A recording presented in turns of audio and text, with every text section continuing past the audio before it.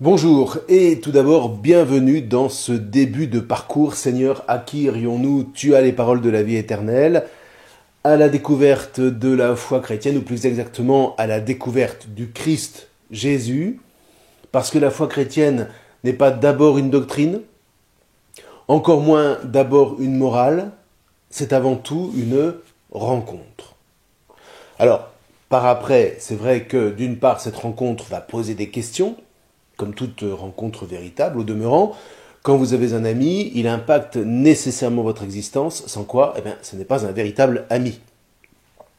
Ce que vous viviez en étant seul à mener votre barque, l'ami est là pour interroger à tout le moins la direction que vous prenez, et c'est une excellente chose. C'est même vital, on en reparlera.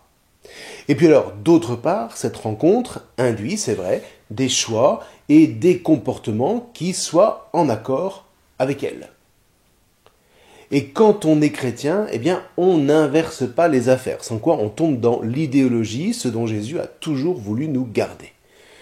Dit autrement, on ne croit pas en Jésus parce qu'il aurait les mêmes valeurs que nous, par exemple. Les valeurs de notre culture chrétienne viennent de lui.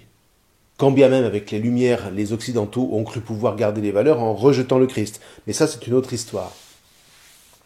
Moi, ça me fait toujours penser à cet homme assis sur une branche en train de scier la branche en étant absolument persuadé que c'est le tronc qui va se casser la figure. Bon. Mais quoi qu'il en soit, d'abord, donc, découvrir la personne de Jésus pour la rencontrer intimement et puis ensuite, le reste se met en place, somme toute assez logiquement, à son rythme, qui varie selon les individus, selon nos histoires personnelles, nos richesses, nos peurs, nos talents, nos émotions, etc., etc., etc. Et voyez, dans le fond, c'est une chance assez magnifique de pouvoir s'interroger alors qu'on n'est plus dans l'enfance. Pour un certain nombre d'enfants de familles chrétiennes, encore aujourd'hui, c'est vrai qu'on catéchise les enfants, comme on dit, mais voilà, on leur raconte les choses comme à des enfants de 8 à 11 ans, en espérant qu'ils n'en resteront pas là en grandissant. On peut toujours rêver. Mais il n'en reste pas moins que pour vous qui avez le désir de visiter ou de revisiter un tant soit peu la foi en tant qu'adulte, c'est vrai qu'on va aborder de manière assez profonde des sujets parfois délicats, mais qu'il ne faut pas laisser de côté sous prétexte que ça nous dérange.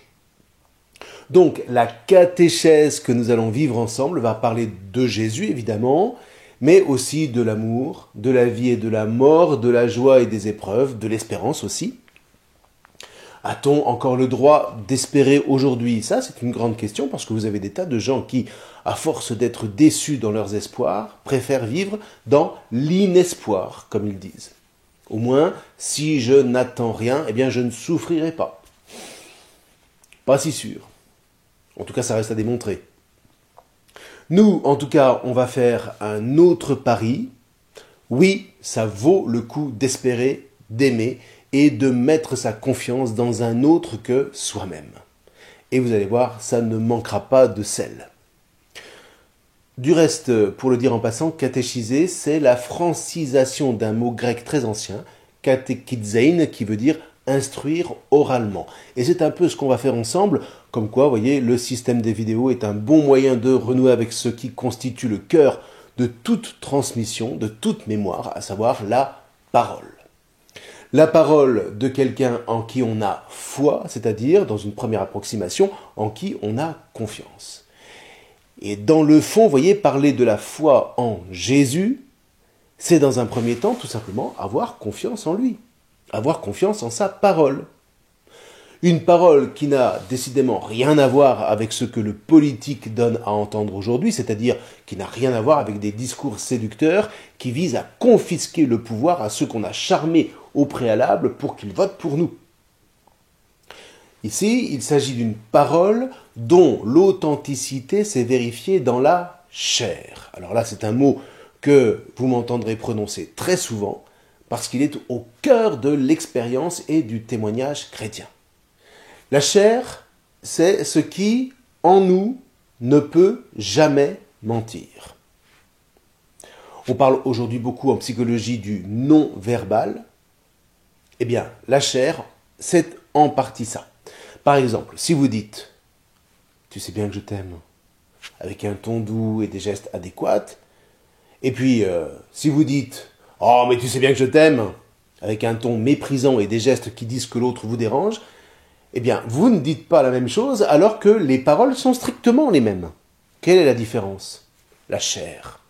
C'est-à-dire la manière dont vous allez incarner ces paroles, à savoir le ton, les gestes, l'attitude globale, autant de données non verbales qui authentifient ou qui invalident les paroles que vous prononcez.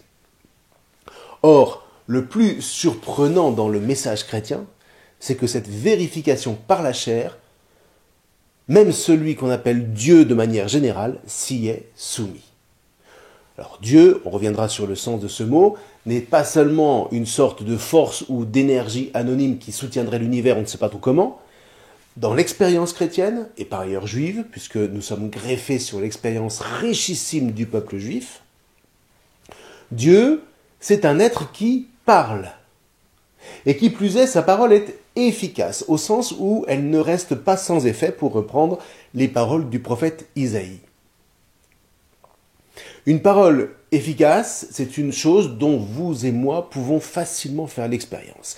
Si vous rencontrez par exemple quelqu'un dans la rue et que vous lui dites « Tiens, il fait beau aujourd'hui », alors certains diront que vous parlez pour ne rien dire, alors qu'en réalité, cette phrase apparemment anodine dit à l'autre, en substance, « Je t'ai vu et je veux bien entrer en relation avec toi ».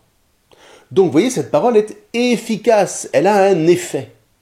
Si vous ne voulez pas entrer en relation, eh bien, vous ne dites rien et vous passez tout droit, sans oublier éventuellement de sourire, mais rien de plus. Aucune parole. Mais, ceci dit, aucune parole qui signifie néanmoins un message efficace, c'est-à-dire « passe ton chemin, j'ai autre chose à faire que de te parler ». Autre exemple, vous dites à votre ami « je t'aime ». Eh bien, si c'est votre ami, cette parole prononcée en vérité ne peut pas rester sans effet sur lui. C'est une parole efficace. Alors, les savants parlent, eux, d'une parole performante, mais pour nous, on va considérer que c'est exactement la même chose. Eh bien, quand vous rencontrez Jésus, vous vous apercevez que toutes ces paroles sont efficaces. Et elles ont non seulement un effet sur ses contemporains, mais aussi sur nous, 2000 ans plus tard. Sans oublier aussi qu'elles sont efficaces sur sa propre personne, puisqu'il va accepter de mourir sur la croix pour nous témoigner que ces paroles sont vraies. Et dans la Bible, est vrai ce qui donne la vie. Et ça, c'est important de le noter dès maintenant. Regardez d'ailleurs vous-même en faveur de quoi vous êtes prêt à mourir. Et c'est là qu'on verra en quoi vous croyez vraiment. Autrement dit, ce qui vous fait vivre. Et là, vous voyez, mourir, ça peut être pris au sens très large. Quand on a un projet auquel on croit, on est prêt à abandonner tout ce qui n'est pas conforme à ce projet, même si ce à quoi nous devrons renoncer nous tient à cœur par ailleurs. Par exemple, si vous avez le goût de l'aventure et que vous aimez vos parents en même temps, alors si vous aimez plus vos parents que l'aventure, eh bien vous resterez auprès d'eux et vous mourrez à votre projet de partir.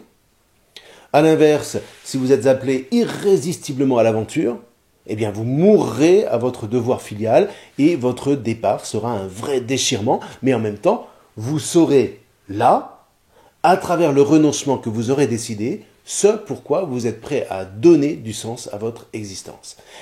Eh bien là, vous voyez, pourquoi les chrétiens mettent-ils leur foi en Jésus? Parce qu'il a fait un choix extraordinaire.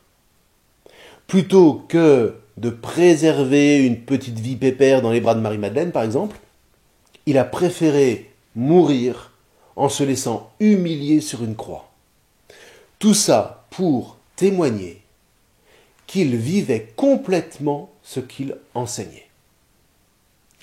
Et par ce choix incarné, ses disciples ont pu vérifier dans sa chair qu'il ne leur avait pas menti, qu'il ne cherchait pas à les séduire pour s'enrichir comme un gourou, mais qu'il avait vraiment conscience de leur ouvrir un chemin de vie.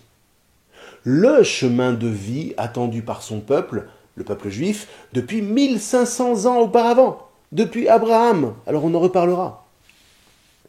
Alors ceci dit, non seulement ça, non seulement il est mort dans sa chair pour témoigner de la vérité de son espérance, mais en plus, et là c'est le grand mystère, certes la mort l'a saisi, mais elle n'a pas pu le retenir.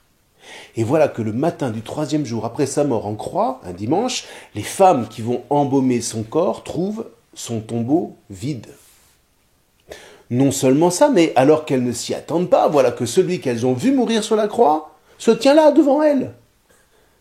Et même chose pour ses disciples. C'est ce qu'on appelle la résurrection. Resuscitare, en latin, ça veut dire se relever. Donc, dire que Jésus est ressuscité, c'est dire qu'il s'est relevé de la mort. Alors, vous imaginez le bouleversement. Forcément, après une expérience pareille, quand vous voyez vivant, alors on ne parle pas ici de spiritisme, donc quand vous voyez vivant celui que vous avez vu mourir, votre vie est complètement chamboulée. Alors, c'est vrai qu'on peut aussi se dire, 2000 ans après, qu'est-ce que c'est que ces histoires? J'y crois pas, comme on dit. Et évidemment, lancé comme ça à l'emporte-pièce, ça paraît être complètement dément. Et puis, on peut se poser la question, à l'époque des téléphones portables, des tablettes, de la robotisation à tout crin, des voyages touristiques dans l'espace, que sais-je, à quoi ça sert de parler encore de la résurrection de Jésus? Qu'est-ce que j'en ai à faire? Eh bien, voyez, à tout le moins, ce sont là de vraies questions auxquelles on prendra le temps d'essayer d'apporter quelques réponses, sachant qu'en ce domaine, c'est aussi à chacun de faire son chemin. Reste que cette histoire de résurrection, d'une part, a vraiment changé la vie des disciples de Jésus qui ont ensuite témoigné autour d'eux avec un courage extraordinaire de ce qu'ils avaient vécu en sa compagnie. Et puis, ils ont porté ce témoignage à leur tour dans leur chair. Ils n'ont pas cherché à s'enrichir sur le dos des autres.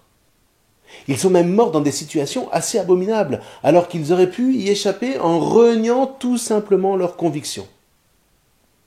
Alors, on pourra dire qu'ils étaient fous, mais enfin, quand même, quand on voit comment leur message a changé la vie de milliards et de milliards d'hommes et de femmes qui ont découvert la puissance de la charité, alors, bon, pas toujours, on est bien d'accord, il y avait pas mal de ratés, mais comme toujours dans une histoire longue de 2000 ans.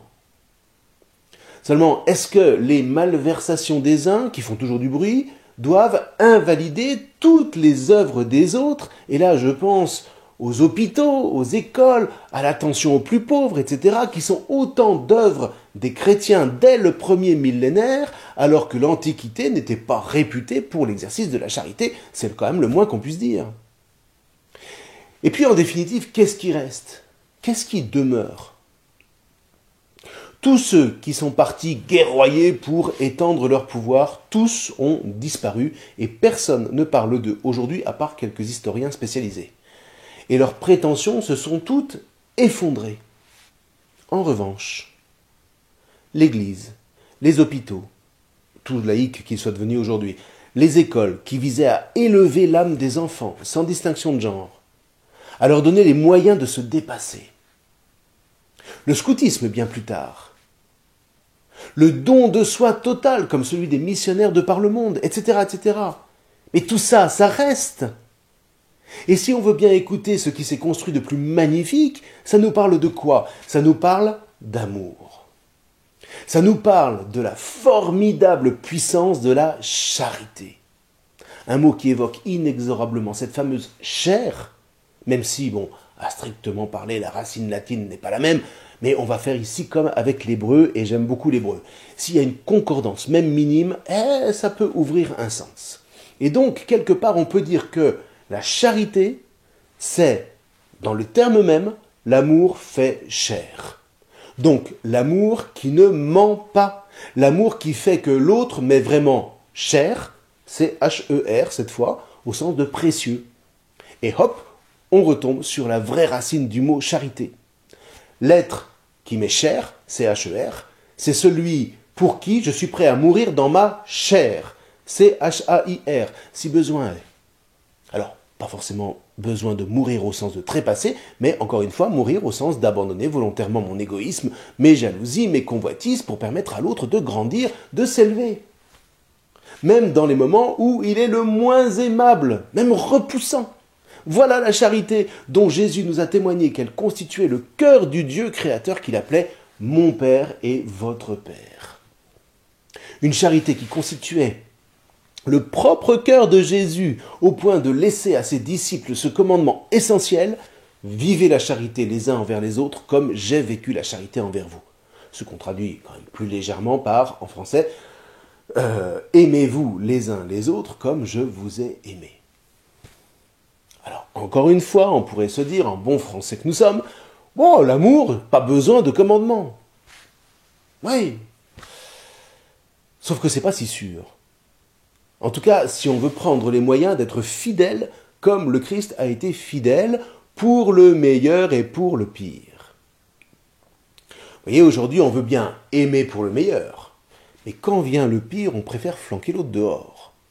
Or, c'est là que le Christ vient à notre secours en nous disant « Non, ne fais pas ça. Aime comme moi j'ai aimé. Aime avec moi si c'est trop dur pour toi tout seul. Ensemble, nous porterons du fruit et c'est ça qui va faire grandir le monde. » Super challenge que des tas de saints ont relevé avec bonheur au bénéfice d'une élévation du monde entier. Alors ça, je ne vous le cache pas, c'est une des raisons qui me fait considérer très positivement la foi chrétienne, qui me fait aimer le Christ et aimer l'Église. Enfin bref, tout ça pour dire que rencontrer Jésus à la suite des disciples, c'est le laisser nous toucher dans la chair, pour ouvrir le chemin de la vérité et de la vie en plénitude. C'est d'ailleurs une phrase clé de Jésus dans l'Évangile selon saint Jean, « Je suis le chemin, la vérité et la vie ». Alors, vous pourrez aller écouter quelques témoignages contemporains si la chose vous intéresse. Je vous mets les liens dans la description. Et puis, lire les divers passages qui ont été sélectionnés à votre intention. Et puis encore, bien sûr, reparler de tout ça avec votre accompagnateur. Dans un premier temps, nous n'en dirons pas plus ici. Si ces quelques minutes d'introduction ont résonné en vous, si vous avez ne serait-ce qu'envie d'y croire, eh bien nous sommes des milliards aujourd'hui encore dans le monde à vous dire « Vous avez raison ». Jésus a transformé notre vie et il transformera la vôtre. Il fera de vous, comme pour nous, un homme ou une femme meilleur. Avec des épreuves, certes, mais avec surtout d'étonnantes joies qu'une vie sans Dieu ni maître est incapable d'imaginer. Que Dieu vous bénisse. Je vous remercie.